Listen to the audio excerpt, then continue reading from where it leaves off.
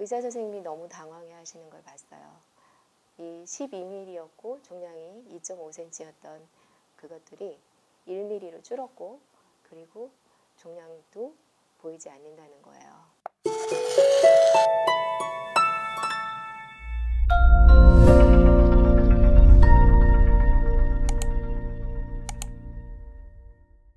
안녕하세요.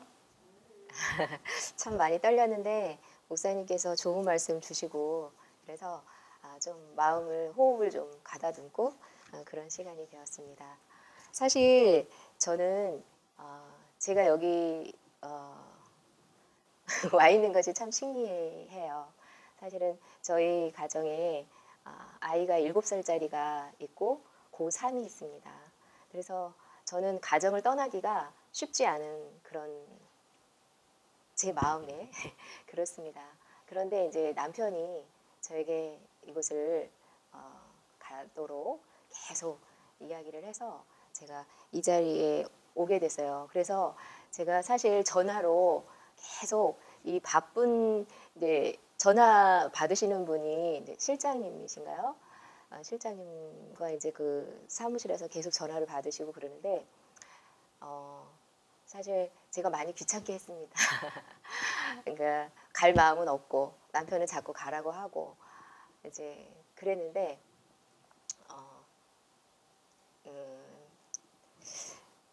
참 하나님께서 저에게 이 자리를 또 보내주신 것 같다는 그런 생각이 듭니다. 그래서 저는 여기에 오게 된 것은 3개월 동안 그 하혈을 하게 됐어요. 그러니까 계속 하혈을 하게 됐는데 개인 병원에 이제 이렇게 가게 됐는데 거기에서는 괜찮다고 자궁경부암 검사도 하고 그래도 괜찮다고 하더라고요. 그래서 괜찮나 보다. 그리고서 이제 있는데도 계속 하혈을 하는 거예요. 그래서 이번에는 이제 대학병원을 가게 됐어요. 그래서 대학병원을 갔는데 대학병원에서도 괜찮은 것 같다 그러면서 이제 약을 주셨어요.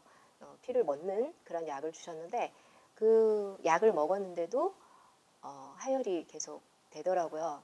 그래서 병원에 다시 찾아서 하혈이 멈추지 않는다라고 이제 말씀을 드렸더니 의사 선생님이 조직 검사를 해봐야겠다 그렇게 말씀을 하시더라고요.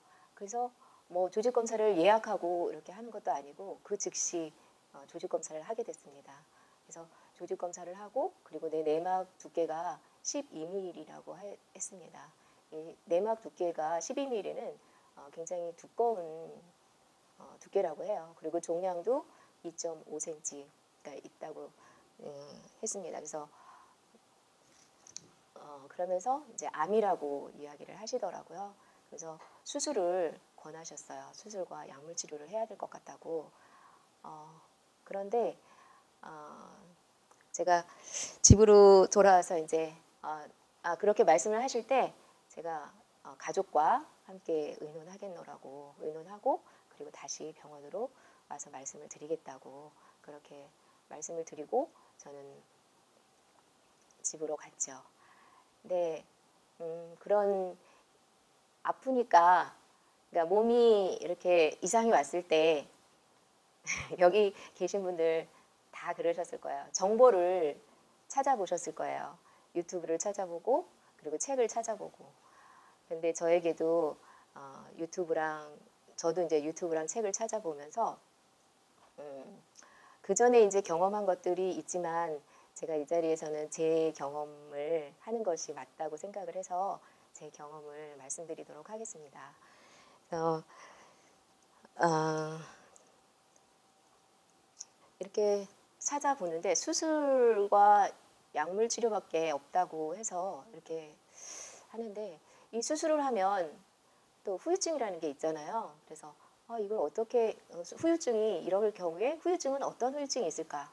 그리고 찾아보고 또 약물 치료를 하면 또 어떤 후유증이 있을까? 이런 것들을 찾아보게 됐어요. 근데 후유증이 있더라고요. 그래서 제가 그 후유증이 심각함을 깨닫고 제가 이제 수술을 하지 않는 걸로 결정을 했습니다. 그리고 내가 암이라는 그 사실이 믿기지 않아요. 사실 여기 계신 분들도 다 그러셨을 것 같아요. 그리고 내가 왜 암에 걸리는지, 내가 왜 암에 걸려야 하는지, 내가 뭘 잘못했는지, 내 삶을 뒤돌아보는 그런 시간을 또 갖게 됐습니다. 그래서 제 삶을 돌아보니까 열심히 일하면서 건강에는 그다지 생각을 못했고 실천을 못했더라고요.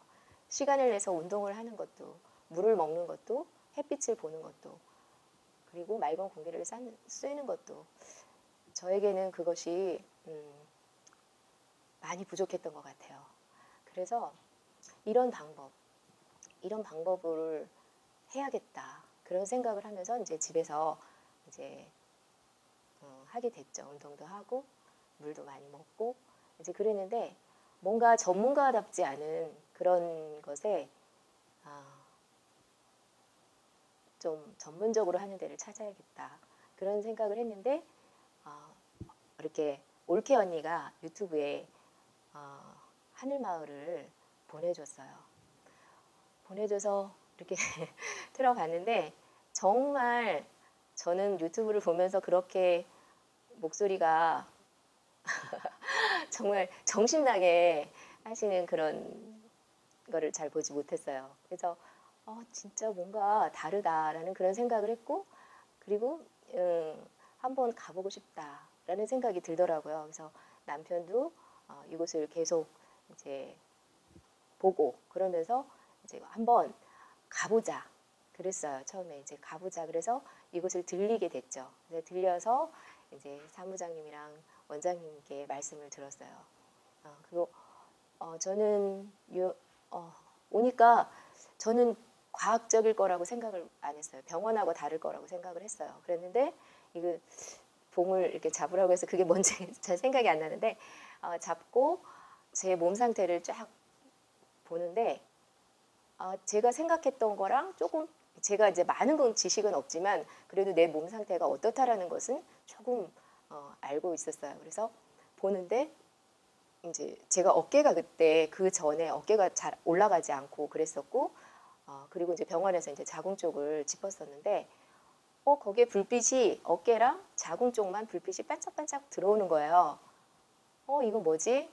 정말 병원에서도 이렇게 볼 수 없었고 어디 가서도 이런 걸 볼 수 없었는데 이걸 보는 순간 이거다 이런 생각이 들더라고요. 그래서 확신을 갖게 됐고요. 그래서 이제 이곳에서 이제 알려주시는 대로 이제 이렇게 하루 일과표를 저에게 주셨어요. 그래서 저희가 아이가 어린아이가 있고 또 이제 고3짜리 아이가 있기 때문에 여기에 오고 싶지만 올 수 없는 형편이다 이런 말씀을 드렸을 때 아주 너무 친절하게 그런 것들을 배려해 주셨어요. 그래서 참 너무 감사드려요. 그래서 그 하루 일과표를 가지고 그대로 따라 해봤어요. 따라 해봤는데 그리고서 이제 그것을 따라 한 지 한 3개월 만에 제가 이제 다른 병원에도 한번 가봐야 되겠다. 내가 정말 암인지 그런 것을 확인하려고 또 이제 다른 여기서 얘기하면 다 아실 만한 아산병원을 가게 됐습니다. 수술이 아닌 다른 방법이 또 있는지 그리고 이제 갔는데 좀 순서가 이렇게 뒤바뀐 건 아닌 것 같아요. 예, 그래서 이제 아산병원에 가서 이제 검사를 받는데 이 하루 일과표대로 하는 중이었던 것 같아요. 3개월 뒤에 갔는데 검사를 받았더니 치수가 12mm였는데 7mm이고 2.5cm였는데 2.3cm였더라고요. 그래서 이제 그 아산병원 의사 선생님께 이제 수술과 약물 치료 말고 다른 방법 없냐 이렇게 여쭤봤을 때 방법은 없다. 수술밖에 없다. 그리고 이것은 교과서적인 거지만 그렇게 이야기할 수밖에 없다. 그 순간 다른 방법은 있지만 이야기할 수 없다라는 그런 생각으로 받아들여졌어요. 그 순간. 그래서 이분에게 다른 방법은 없구나 그렇게 생각하고 집으로 돌아와서 그 일과표대로 계속 하게 됐습니다. 물도 먹고 또 운동도 열심히 하고. 그런데 몸이 으실으실 춥고 살이 자꾸 빠지고 목구멍에 내가 먹고 싶은데 제가 이렇게 음식을 정말 좋아하거든요. 먹는데 먹고 싶은데 내 입은 먹고 싶은데 음식이 넘어가지 않는 거예요. 그리고 몸은 정말 제가 여기 오신 분들한테 여러 번 말씀드렸는데 장판에 전기장판에 앉아 있는데도 정말 너무너무 춥고 뼈까지 시리더라고요. 그래서 이게 뭐지? 왜 이렇게 아프지? 이제 그러면서 병원에는 가고 싶지 않더라고요. 그래서 그렇게 추울 때는 그때는 햇빛이 있었어요. 8월, 그러니까 9월, 10월 그 가을이었는데 제가 이제 텐트를 치고 그 속에서 부끄러운지도 모르고 옷을 이렇게 걷어 올려서 햇빛을 보기 시작했어요. 그리고 그것을 한 일주일 정도 했는데 추운 것이 싹 사라지더라고요. 그리고 또 병원에 또 가야 되는 그런 날이 됐는데 병원을 가게 됐어요. 또 이제 강대 병원을 가서 다시 한번 검사를 받으려고 갔는데 그곳에서 너무 좀 두렵더라고요. 이게 분명히 의사 선생님이 수술을 하라고 했고 약물 치료를 해야 한다고 했는데 시간은 6개월이라는 시간이 흘렀고 야단 맞을 생각을 하고 가게 됐습니다. 가서 문을 두들기고 들어가는 순간 의사 선생님이 수술하고 오셨어요? 라고 말씀을 하시더라고요. 그래서 아니요. 그랬더니 그럼 다른 병원에 다니셨어요? 그러더라고요. 그래서 아니요. 그랬어요. 그랬더니 그러면 어떻게 하시고 오셨냐고. 그래서 식이요법을 했다. 그랬더니 그럼 빨리 보자고. 그러면서 이제 검사를 했는데 의사 선생님이 너무 당황해 하시는 걸 봤어요. 이 12mm였고 종양이 2.5cm였던 그것들이 1mm로 줄었고 그리고 종양도 보이지 않는다는 거예요. 그래서 네, 그래서 치료가 됐구나. 이것이 확실하구나. 이것이 분명하구나. 라는 생각을 했습니다. 그래서 그런 방법을 하기까지 제가 이제 신앙을 하는 사람이다 보니까 태초에 하나님이 천지를 창조하시니라라고 하신 그 말씀이 다시 나에게 다가왔어요. 그리고 제가 이제 언니들한테도 또 이야기를 했지만 우리 엄마들은 아이들을 계획하고 아이들을 낳을 때 무엇을 먹일까, 무엇을 입힐까, 또 무엇을 가지고 놀게 할까 이런 것을 계획하고 아이를 낳습니다. 그냥 아이를 낳고 준비하시는 분 계신가요? 아니죠. 먼저 그것을 계획하고 아이를 낳게 됩니다. 정말 그런 설레는 그런 마음들 다 가지셨을 것 같아요. 아빠였었고 엄마였으니까. 그런데 분명히 하나님께서는 저희에게 먹을 것을 준비하고 계셨습니다. 창세기 1장 29절 하나님이 이르시되 내가 온 지면에 심에 있는 모든 채소와 씨 가진 열매 맺는 모든 나무를 너희에게 주노니 너희의 먹을 거리가 되리라. 네. 여기에 오셔서 정말 씨앗도 많이 드셨고 채소도 많이 드셨죠. 사실 이 기간이 한 달 또는 어떤 분들은 3달 이렇게 있으신 분도 계시더라고요. 근데 저는 6개월 만에 좋아졌어요. 그리고 이 후에도 또 지금 한 2달 정도 지난 것 같은데 저는 완쾌됐다고 생각을 합니다. 네, 그 병원에서는 저에게 조직 검사를 하자고 했지만 저는 조직 검사를 하지 않았어요. 왜냐하면 저의 생사를 뜯어내는 거잖아요. 그리고 이것이 확실하고 확신이 가는데 제가 조직 검사를 할 필요는 없다고 생각을 합니다. 그래서 그리고 이제 제가 이제 또 마음이 많이 흔들리실 것 같아서 이제 제가 이제 누가 저에게 이렇게 아프다니까 많은 것을 보내주셔요. 이것도 보내주시고 저것도 보내주시고 이제 막 그러는데 제가 솔개새에 대해서 이제 솔개의 선택이라는 그런 영상을 저에게 보내주셨어요. 혹시 이 솔개의 선택 보신 분 계신가요? 저기 뒤에서 끄덕끄덕 하시는데, 예, 제가 그것을 조금 솔개의 선택을 조금 소개해 드리려고 합니다. 솔개는 70년에서 80년을 산다고 해요. 그런데 솔개가 40년 정도 살쯤 부리를 다 이렇게 돌멩이에 쪄서 있는 부리를 다 없앤대요. 그러면 그 솔개 그 잎에서 이렇게 새 부리가 나온다고 합니다. 그리고 그 잎으로 새로 나온 잎으로 자기의 발톱을 다 뺀다고 합니다. 그리고 이렇게 날개가 이렇게 둔하여진 날개를 자기 입으로 그 날개를 다 뽑아버린대요. 그러면 새 발톱이 생기고 새 날개가 생긴대요.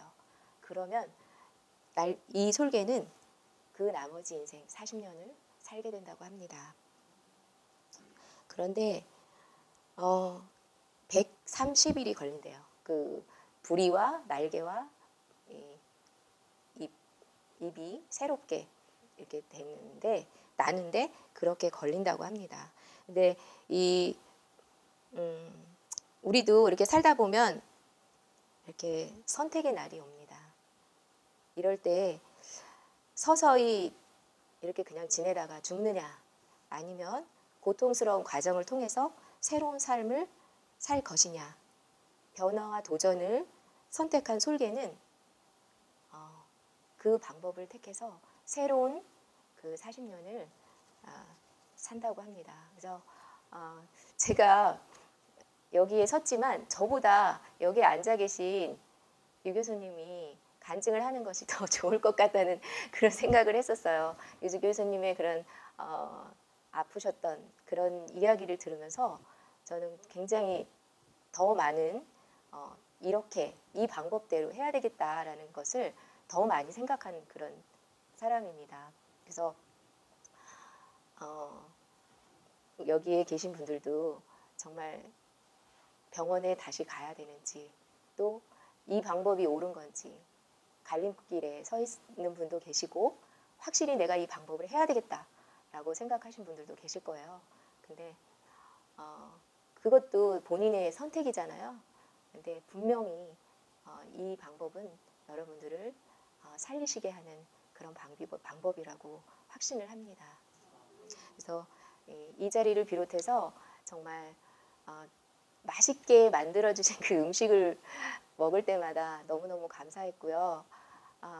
정말 너무나 친절한, 여기서 일하시는 분들이 너무 친절하게 대해주셔서 제가 여기에 병을 낫게 하려고 온 것이 아니라 휴가 온 기분이었어요. 여기가 정말 하늘나라가 아닌가 그런 생각을 했어요.